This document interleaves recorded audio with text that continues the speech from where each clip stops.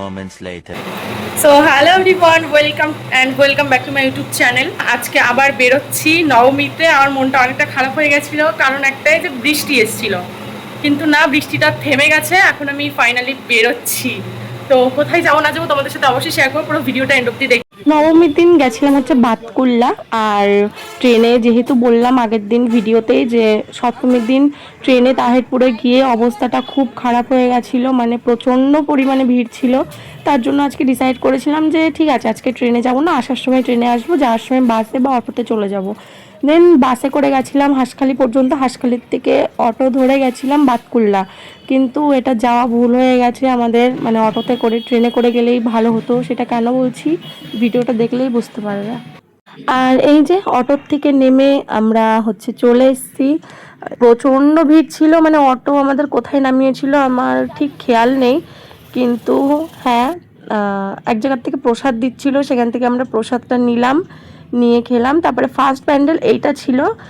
আমি মোটামুটি হচ্ছে 3টে প্যান্ডেল মনে হয় দেখেছি, কারণ একটাই যে অটো আমাদেরকে যেখানে নামিয়েছিল সেই জায়গাটা পুরোটাই অন্ধকার রাস্তা ছিল, কোনো জমজমাট ছিল না। কিন্তু হ্যাঁ, প্যান্ডেল সব থেকে বেশি হয়েছিল হচ্ছে স্টেশনের কাছে। আর আমরা তো ট্রেনে করে আসিনি, আমরা জানতামও না যে কোথায় বেশি প্যান্ডেল হয়েছে। তো সবার ভিডিও দেখে জানতে পারলাম যে স্টেশনের কাছে বেশি প্যান্ডেল হয়েছে।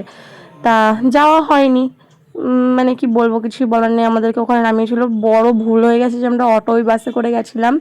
ট্রেনে করে গেলেই সব থেকে বেশি ভালো হতো। আর এই প্যান্ডেলটা মানে আমি 3টে দেখেছি প্যান্ডেল, তার মধ্যে আমার এই প্যান্ডেলটা ভালো লেগেছে। কিন্তু বাড়ি আসার পরে অনেকের ভিডিও দেখলাম, সেখানে দেখলাম যে বাতকুল্লায় অনেক ভালো ভালো প্যান্ডেলও করেছে, কিন্তু আমি দেখতে পারিনি, কারণ যাইনি, জানতামই না।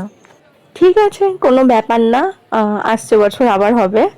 তো প্রচণ্ড গরম লাগছিল, কিন্তু সেদিনটা ঠান্ডা ঠান্ডা ছিল, বৃষ্টি হয়েছিল যেহেতু।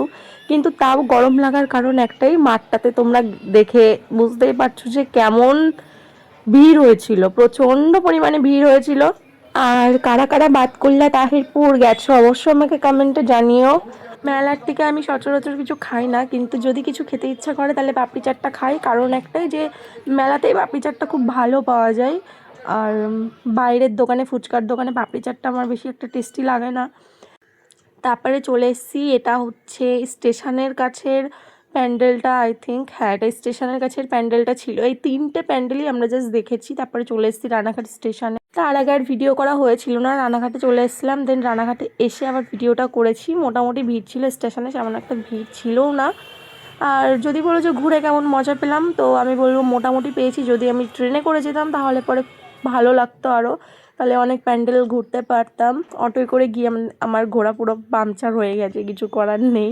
কিন্তু হ্যাঁ, তাহিরপুর কিন্তু এবার বাতকুল্লার থেকেও বেশি ভালো প্যান্ডেল করেছিল ফার্স্ট টাইম। সবাই তাই বলছে যে ফার্স্ট টাইম তাহিরপুর দারুণ করেছিল। ভিডিওটাতে যদি কিছু ভালো লেগে থাকে তো লাইক করে দিও, টাটা।